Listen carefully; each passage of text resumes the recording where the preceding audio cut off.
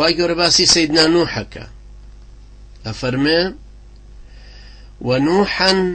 إذ نادى من قبل فاستجبنا له فنجيناه وأهله من الكرب العظيم.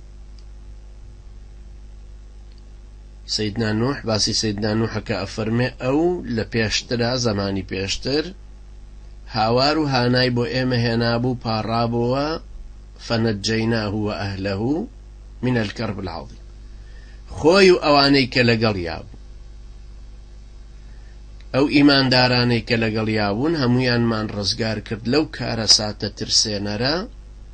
لەو کێشە و بەڵاو موسیبەت و لافا و زریانەی کە بەسەریان هاتوو.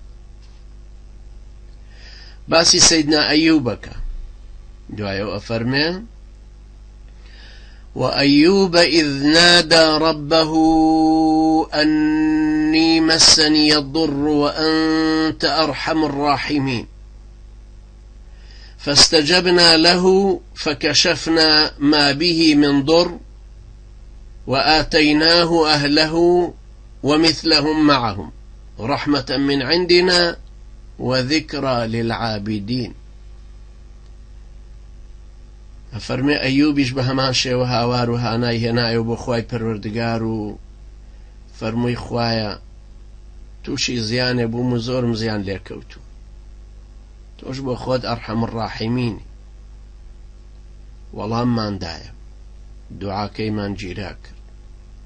أو نارحتيك لسريب لمن لابر وآتيناه أهله ومثلهم معهم صالح بوني أفرتكي خوي خزاني دعاو جرانوي خلچيكي دلسوز بوي للاين خواي پروردگاري شوان جا سيدي لكوتايا فرمي وذكرى للعابدين اواني كخوا اناسن بيوستا اواني كخوا اناسن بيوستا آوا هوشيان لو بيك نمونيكي زندو لبردستيانا كسيدنا أيوب. سيدنا أيوب پیغمبري خوايا خوشويستي خوايا توشي نخوشي قولي بو قرو قلبو بو همو بيستي رنجي قرابو پێستی هەڵەوەری کەس نێوەرا توخنی کەوێت کە سوکاری خۆشی هەمووی لێی دوورکەوتن و دراوسەکان و خەڵکەکەش داوایان کردوتیان پێویستە لێرە دوورکەوێتەوە هەتا بردیانە دەرەوەی شاردایان هیچ کەسێک ئاوڕی لێ نەئەدا هیچ کەسە نانیشی بۆ پێیان ناکرد بەڵام خێزانە بە وەفاکەی هەر لەگەڵی بوو. خێزانەکەی ئەهات ئیشیە کرد و نانی پێیا ئەکرد 7 ساڵ لە ڕیوایەتێکە 18 ساڵ پرچەکانی خۆشی فرۆشت بوون بۆی نان پێیاکە بۆ ئەم پیاوە ساڵح. ئەم پیاوە بەڕێزەی سەیری کەن برانی بەڕێز دوای ئەو هەموو ناڕەحەتیە دوای ئەو هەموو نەخۆشیە دوای ئەو فەقیریە دوای ئەو کەناردانە پێغەمبەری خوایە خۆشەویستی خوایە وەحی بۆ دێ بەڵام نافەرمێ خوایە شیفام بۆ بدە خوایە چاکم کەرەوە أفرمي أو حالتكم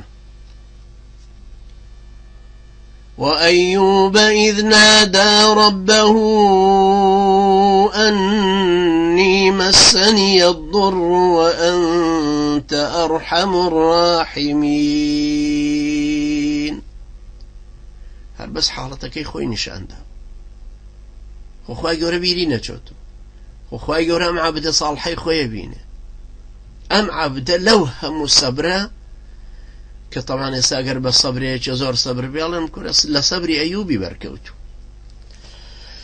هر لقل أما فرمي نادى ربه أني مسني الضر وأنت أرحم الراحمين فاستجبنا له. سيدنا يونس لا سكيحو تكاي وفرمي فنادى في الظلمات أن لا إله إلا أنت سبحانك إني كنت من الظالمين فاستجبنا له. يكسر استجابتك دي كوابخو أجورك أفرمي فليستجيبوا لي وليؤمنوا بي لعلهم يرشدون بدعاء دي يكسر. باسي سيدنا يونس كأفرمي وذنوني إذ ذهب مغاضبا. سيدنا يونس نراب بأهل نينوى كبانقواز كبكا دعوة كبكا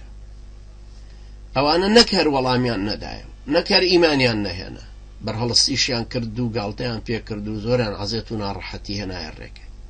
فظن أن لن نقدر عليه شوێنەکەی بەجێ هێشت کە خوای پەروەردگار تەکلیفی لێ کردبوو کە بچێت لە نینەوە بانگەوازەکەی بکە بەجێ هێشت وای زانی ئێمە دنیای لەسەر تەسک ناکەین وای زانی عقوبەی نادەین لەسەر بەڵام کەوتە سکی حوتە فنادى في الظلمات أن لا إله إلا أنت سبحانك إني كنت من الظالمين بەڵام لە سکی حوتەکە هاواری کرد و پەشیمان بوو لەو حاڵ و وەزعی کە تایەتی بەس ئەوەندە فەرمووی لا إله إلا أنت سبحانك إني كنت من الظالمين دووشت عەزەمەت و گەورەی خوای پەروەردگار وحدانیەتی خوای پەروەردگار هانا و هاوار بردن بۆ خوای پەروەردگار و اعتراف کردن بە هەڵەکەی خۆی إني كنت من الظالمين فاستجبنا له هەروەکو چۆن ئادەم ڕزای خوای لێ بێ فەرمووی ظەلەمنا ئەنفوسەنا خوای پەروەردگاریش لێیان خۆش ئەمیشە فەرمی إني كنت من الظالمين فاستجبنا له ونجيناه من الغم وكذلك ننجي المؤمنين قتاریش مان کرد لەو خەم خەفەتەی کە هەیەتی ئێمە ئاوا مسلمانان ڕزگارەکە بەس ئەم کابرای مسلمانەی کە ئیمانی هێناوە کە خوای ناسیوە کە پەرستوێتی بەڵام پێویستی بەمە هەیە کە دوعا بکە ئەبێ خۆی شیاوی ئەوە بێ